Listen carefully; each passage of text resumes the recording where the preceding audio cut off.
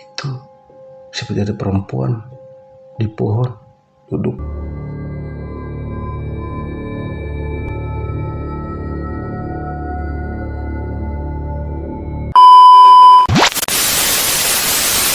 Di sini saya akan menceritakan kisah di waktu itu saya masih sekolah kelas 2 SMP. Saya bareng teman-teman saya berencana mau melihat perangkap burung yang saya dan teman-teman saya itu pasang di minggu kemarin. Nah, saya dan teman-teman saya ini berencana mau lihat perangkap itu kembali di hari Minggu. Karena perangkap itu sudah ditinggal sudah seminggu lah, makanya minggu ini saya dengan teman-teman saya berencana mau lihat minggu besok. Nah, di hari Sabtu itu saya kumpul dengan teman-teman saya berencana itu berangkat jam 8 pagi. Kenapa jam 8 pagi? Karena menuju ke lokasi itu jauh, sekitar 2 jam lah.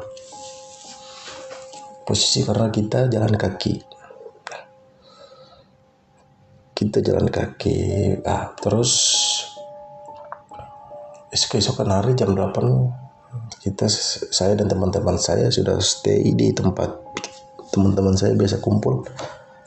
Nah, setelah semuanya sudah terkumpul, terus jalanlah kita. Jalan sekitar hampir 30 menit 40 menit lah kita sampai saya dan teman-teman saya itu sudah sampai di pembuangan sampah. Di pembuangan sampah itu, di samping pembuangan sampah itu, lokasi pembuangan sampah itu di sebelahnya itu ada sebuah batu.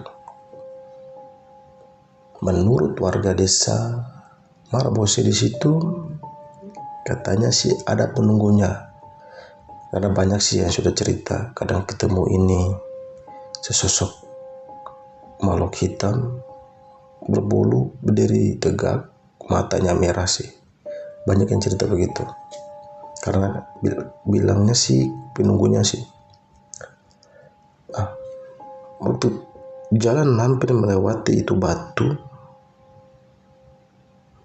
saya dan teman-teman saya lihat ada sesajen di situ. Menurut teman-teman yang lain bilang jangan dimakan, karena itu makanan itu sesajen itu buat yang menunggu batu di situ. Pada penunggunya di situ. Jadi penunggu itu yang nanti dia akan makan itu sesajen itu. Tapi teman saya yang satu ini, dia tidak percaya hal-hal macam seperti itu. Bau-bau mistis, terus tidak terpercaya tentang hal-hal yang seperti hal gaib, kayak ada yang menunggu di sini, situ dia tidak percaya. Memang di SMP kita sudah nakal sih, kayak merokok begitu. Dia lihat ini sesajen ada rokok, menujulah ke sesajen itu dia. Saya dan teman-teman kira dia ini cuma mau lihat. Ternyata dia kesana ke sesajen itu, dia ambil rokok. Dia sudah ambil rokok, dia makanlah itu sesajennya.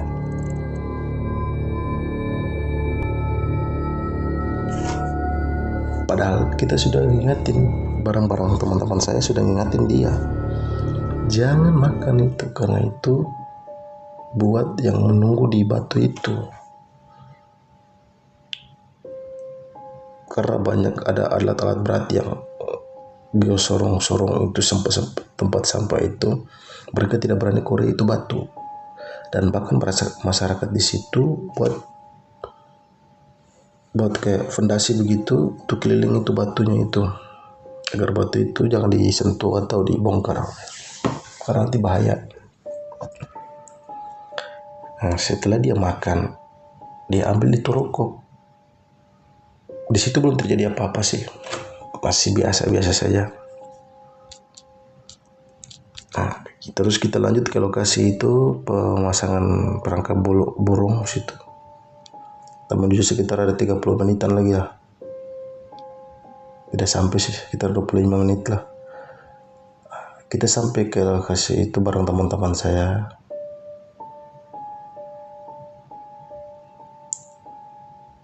Terus kita berpencar pasang perangkap itu sekitar ada berapa ya kira-kira itu, ada 30 lebih lah. Cuma banyak sudah dimakan oleh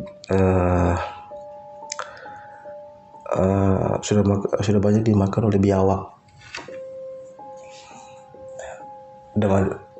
Udah dimakan itu berapa ekor ya dimakan oleh biawak itu. Banyak sih karena kita pas bareng saya sama teman-teman saya itu pasang banyak sih. Setelah sambil saya dan teman-teman saya itu kumpul itu cek itu perangkap burung yang terlepas sama yang sudah kena itu kita pasang kembali. Ini yang teman saya yang makan sesajen ini sama ambil rokoknya itu, dia merokok itu sesajen itu, dia merokok ya sambil dia cari-cari yang dia pasang perangkap burung.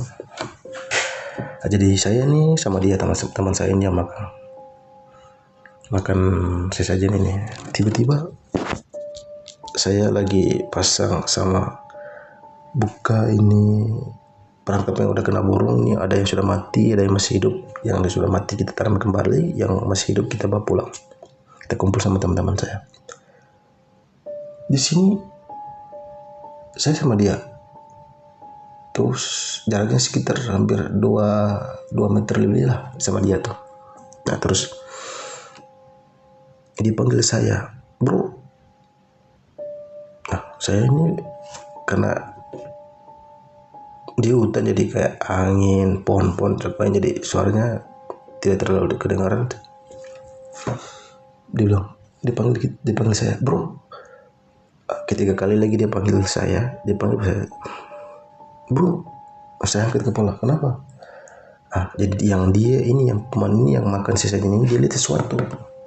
Saya lihat, terus saya samperin dia, kenapa? Kamu kenapa? Terus dia bilang, bro, coba kamu lihat sana, di samping pohon itu kayak ada orang sih yang ngeliatin kita. Terus saya bilang, mana? Teman saya bilang, itu di pohon sana. Saya bilang, yang mana? Pohon besar itu kan, saya bilang. Terus dia bilang, iya. Terus saya bilang, tidak ada apa-apa. Mana ada yang lihat kita di sini? Mana ada yang lihat kita di sini? Saya bilang, kamu halu kali. Saya tanya. Dia bilang, serius? Itu dia ada tatap kita, dia ada tatap kita ke arah kita sini. Saya bilang, karena saya tidak lihat, saya bodo amat sih. Terus saya pindah lagi cari, kebetulan saya ada tangkap itu sekitar 2 ekor burung. Mau dapat ada yang saya lihat ada yang kena lagi perangkap. Saya menuju ke sana, ditahan saya.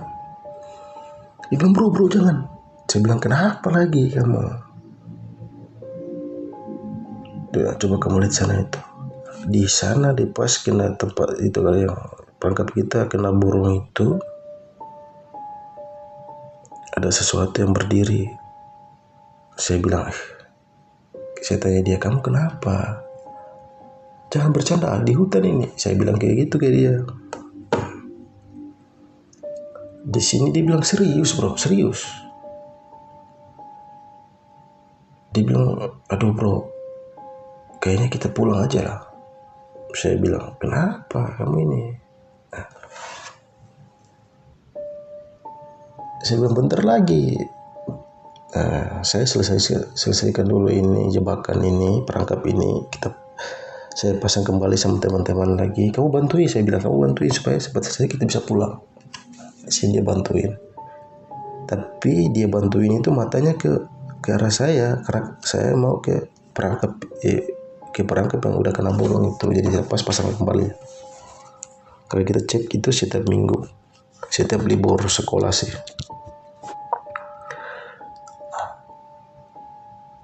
Tiba-tiba dia datang ke saya lagi. Dia bilang, aduh bro, ayo cepatlah kita panggil teman-teman lain, baliklah. Saya bilang, iya bentar. Oke. Sudah selesai. Di situ saya jalan balik. Saya dan teman-teman saya sudah pasang itu kembali perangkap itu untuk minggu depannya kita balik lihat. Nah, di sini terjadi hal-hal yang saya dan teman-teman saya tidak alami, tapi dia yang makan sesajen ini, teman saya ini dia yang alami.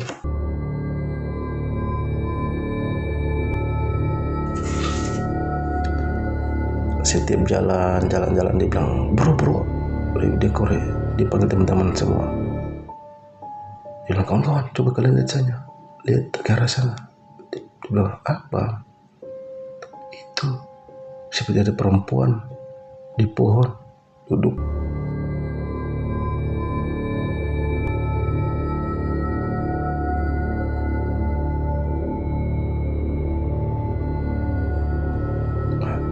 Saya teman-teman saya tidak lihat. Mana teman-teman saya ini kan saking setiap kali jalan sama dia lihat hal-hal yang seperti itu. Saya juga belum kepikiran sih mungkin dia makan sesajen itulah. Jadi terjadilah hal-hal yang seperti itu. Dia bisa lihat ini sosok hitam besar berbulu, sosok putih, seorang perempuan. Setelah saya dan teman-teman saya yang makan sesajen ini mau melewati itu batu itu yang tadi orang taruh, masyarakat situ taruh sesajen, di situ dia mulai kayak orang tatapannya sudah kosong, kayak jalannya sudah. Saya perhatikan dia terus, perhatikan.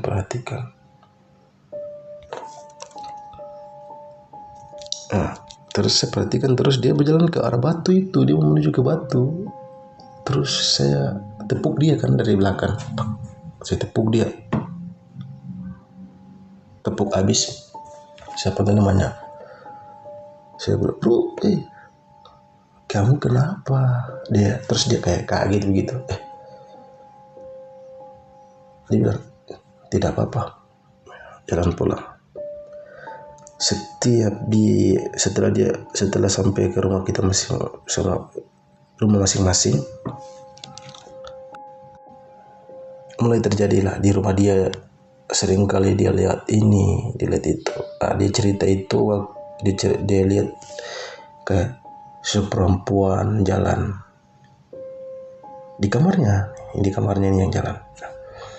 Terus waktu dia di dalam kamar, dia cerita itu waktu kami sudah sekolah di sekolah, dia cerita.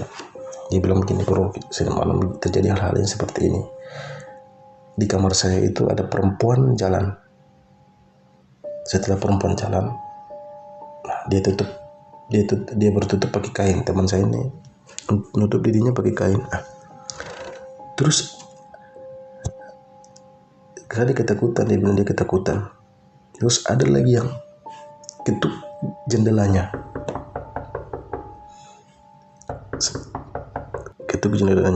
Selesai dia dengar itu, ada lagi yang seolah-olah mau buka kamarnya itu. Kayak orang mau masuk. Dia bilang, terus saya bertanya, masa seperti itu? Iya, serius bro. Terus di sekolah ini dia kayak panas begitu. Dia bilang, bro, badan kau panas. Dia bilang, kenapa? Panas. Terus dia bilang, masa kenapa panas? Dia bilang, saya tanya, kenapa panas? Dia bilang, nggak tahu sih kenapa ini badan saya ini panas, tiba-tiba panas. Terus saya bilang, kayaknya kamu pulang dulu deh, mungkin kamu demam. Di situ dia masih keras kepala, dia bilang, sudahlah.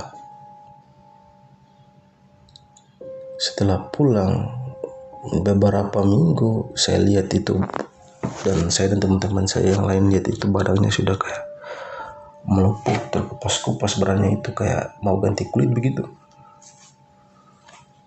Sudah selesai itu saya tanya, ibu kenapa? Nggak tahu ibu. Di situ wajahnya sudah mulai pucat. Bro, saya tanya dia kan, bro kenapa kamu sakit? Sudah 2 minggu loh bilang, kamu seperti ini. Terus dia bilang, nah, ada apa sih? Yang mulai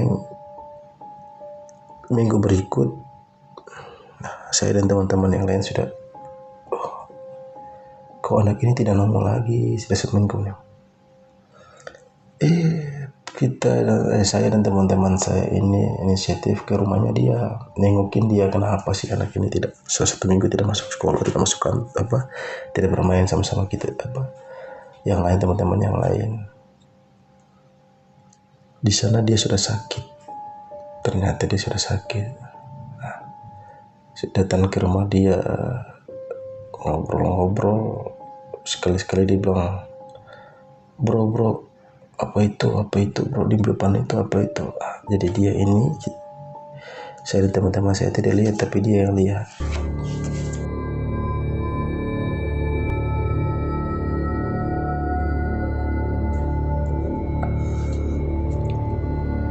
Terus dia kepalanya nengok ke kiri, dia lihat lagi, ada sesosok perempuan, bro, ada perempuan situ bro, awas itu bro, dia bilang.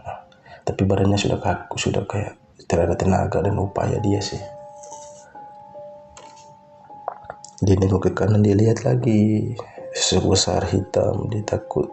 Sosok itu biasanya yang dia lihat itu di hutan waktu saya dan teman-teman saya itu yang ambil burung itu ke lokasi perangkap burung itu.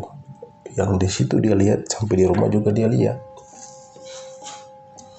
Dia beberapa hari ke depan lagi, 2-3 hari, itu kondisinya semakin parah banget sih dia. Parah dia, udah pucat, kurus. Setelah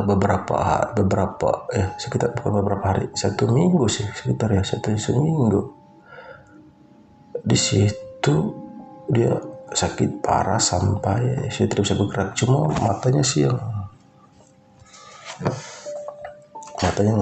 kayak melotot gitu. Cuma melututnya kayak gagal melutut aja ke atas atap sih. Makan tidak makan. Orang tuanya gitu bilang, makan tidak makan, dia tidak mau minum. Udah 5 hari kayak gitu sih dia. Terus kenapa orang tuanya tanya ke saya dan teman-teman saya, bilang, dia kenapa?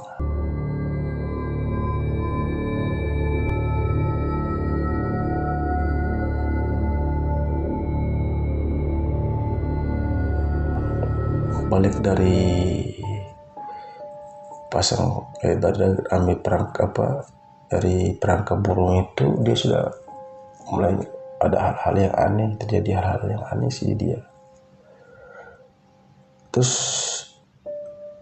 saya dan teman-teman ingat kembali, saya bilang, oh iya ibu, bilang ke ibunya nih sih, yang teman saya yang sakit ini, waktu itu saya dan teman-teman saya kan masih SMP kan, takut bilang dia ambil rokok. Jadi saya dan teman-teman saya bilang, ya ibu, dia itu waktu itu pas ambil perangkap burung untuk kita cek perangkap burung itu, dia ada makan sesajen di batu pas di tempat pembuangan sampah itu. Karena di situ katanya sih ada penunggunya, jadi dia makan itu sesajen di situ. Di sini biasa orang pintar lah, kayak Pak Ustadz begitu, panggil lihat dia bilang ya sudah tidak bisa, karena makhluk yang dia lihat itu udah makan, kayak di sini bilang makan jantung, isi perutnya sih kayak dia bilang begitu. Jadi organ dalamnya itu udah dimakan sih sama makhluk yang dia lihat itu, udah dimakan.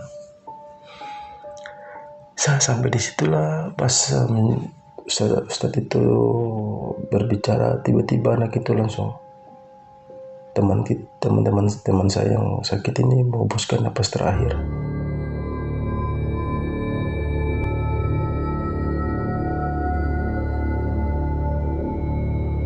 Di situ dia meninggal. Nah, disitulah saya dan teman-teman saya sudah tidak lagi lihat perangkap burung karena saking takutnya. Karena di situ teman saya yang makan sesaji itu kan dia sudah meninggal, jadi teman-teman saya sudah berinisiatif tidak akan datang ke tempat itu lagi karena takut. Karena begitu banyak sih yang dia lihat di situ, sosok hitam besar berbulu, terus sosok perempuan, aneh-aneh sih yang dia lihat. Serem banget sih di situ. Merinding coba, merinding saya cerita kayak gini. Ya mungkin sampai di situ.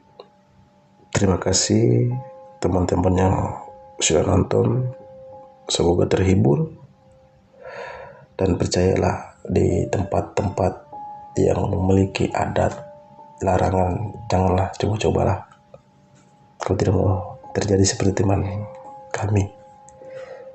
Ya, mungkin sampai di sini cerita yang saya ceritakan. Teman-teman jangan lupa, yang nonton jangan lupa subscribe. Terus jika teman-teman yang ada cerita, kalau mau ceritanya diceritakan sama saya atau teman-teman saya yang lain, nanti share saja, ada nomor HP di akhir cerita ya. Terima kasih.